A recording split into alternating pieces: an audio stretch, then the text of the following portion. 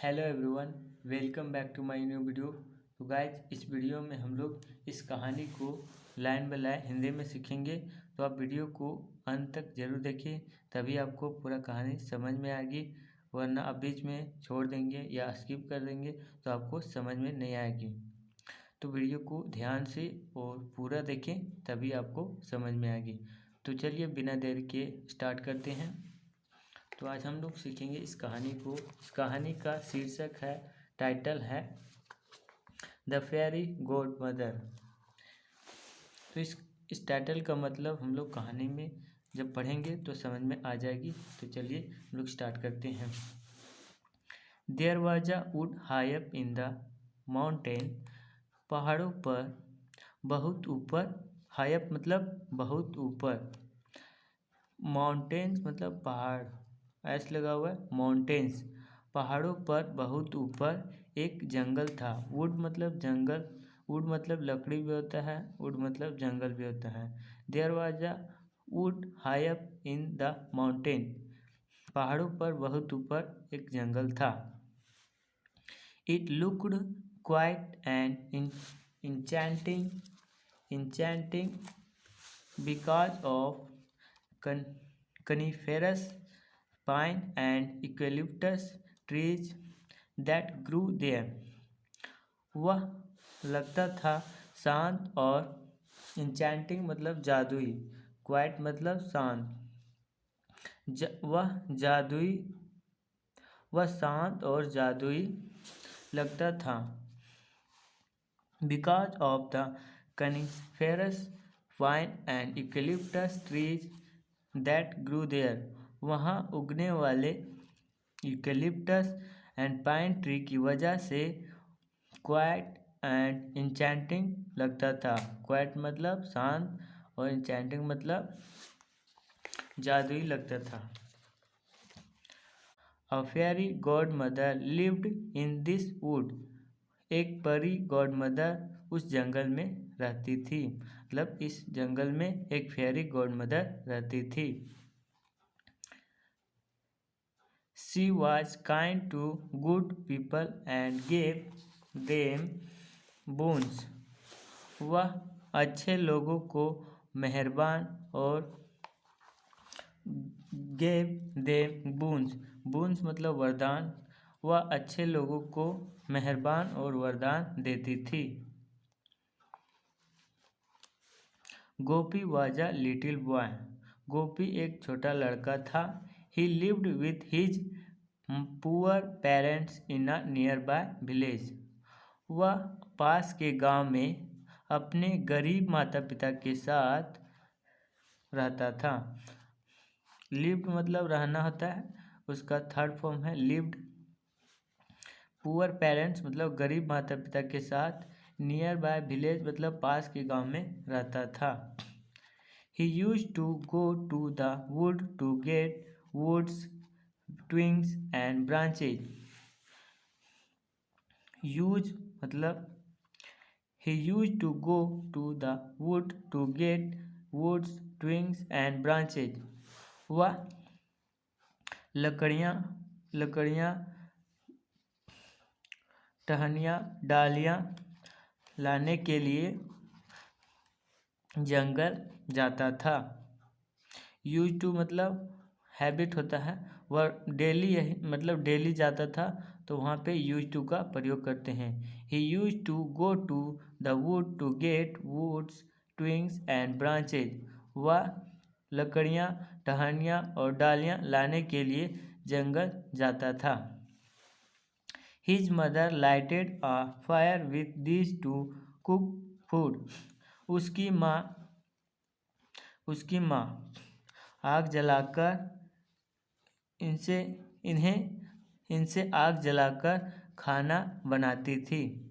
Fire मतलब आग, lighted मतलब जलाकर, आग जलाकर।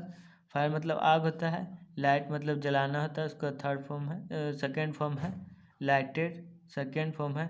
यहाँ भी यहाँ भी सेकेंड फॉर्म है, तो लाइटेड यहाँ सेकेंड फॉर्म है।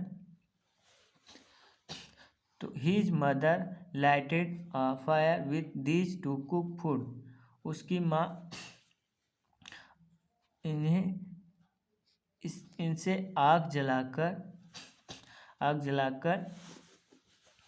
खाना बनाती थी। One day Gopi went to the wood to get fuel as usual. एक दिन गोपी फ्यूल लाने के लिए ईंधन यानी फ्यूल मतलब ईंधन लाने के लिए हमेशा की तरह जंगल गया। As he entered the wood, वह जैसे ही जंगल में प्रवेश किया यानी घुसा, the wind started blowing hard, मतलब तेजी से हवा चलने लगी।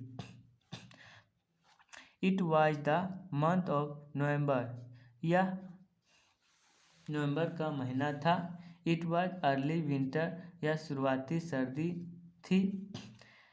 The leaves were already dry and yellowish brown, पत्ते पहले से ही सूखे और पीले भूरे रंग के थे। The wind blue the dry leaves of the branches, हवा पत्तियों को डालियों से अलग कर दिया। मतलब जब हवा चली तो पत्तियों को डालियों से हवा अलग कर दिया, मतलब उसे उड़ा दिया। टहनियों से जब सूखे पत्ते रहते हैं तो हवा चलती है तो डालियों से उड़ जाती है, हवा के कारण उड़ जाती है। तो भैया हम बोल रहा है the wind blew the dry leaves of the branches, डालियों से पत्तों को हवा ने उड़ा दिया। They were scattered all over the ground, वे पूरे मैदान में बिखर गए थे। Gopi quickly picked them up, Gopi उन्हें जल्दी से उठाया और फिल्ड द सैक, अपने बोरी में भर लिया। That he had brought to carry the woods and the leaves, leaves मतलब पत्ते, वुड्स मतलब लकड़ियाँ, जो उसने ले जाने के लिए लकड़ियाँ और पत्ते ले जाने के लिए जो बोरी लाया था उसमें भर लिया। After he had collected sufficient leaves twigs and branches, पर्याप्त पत्ते और टहनियाँ और डालियाँ जब इकट्ठा कर लिया तो उसने he turn back to go home, उसने घर जाने के लिए वापस मुड़ा। He had walked a few steps when he saw a peafowl at a distance, peafowl का मतलब होता है मोर या मोरनी, दोनों को मिलाकर के हम लोग बोलते हैं मोर या मोरनी। तो अगर हम देखेंगे दूर से तो हमें पता नहीं चलता है कि मोर है कि मोरनी है, इसलिए हम लोग पीफॉल वहाँ यूज किया है। He saw a peafowl at a distance, कुछ दूरी पर उसने एक मोर देखा या मोरनी देखा। It was lying on the ground, वह जमीन पर पड़ा हुआ था। And fluttering its wings in pain, वह दर्द से अपने पंख फड़फड़ा रहा था। तो गाइस हम लोग इस कहानी को अगले वीडियो में पूरा करेंगे, क्योंकि वीडियो बहुत लंबा हो जाएगा, इसलिए आज के वीडियो में इतना ही। तो आपको कहानी कैसा लगा, अभी आधी ही कहानी हुई है, तो आपको कैसा लगा आप लोग कमेंट ज़रूर करें। अगर अच्छा लगा होगा तो लाइक ज़रूर करें। तो मिलेंगे नेक्स्ट वीडियो में। Thank you for watching, bye bye.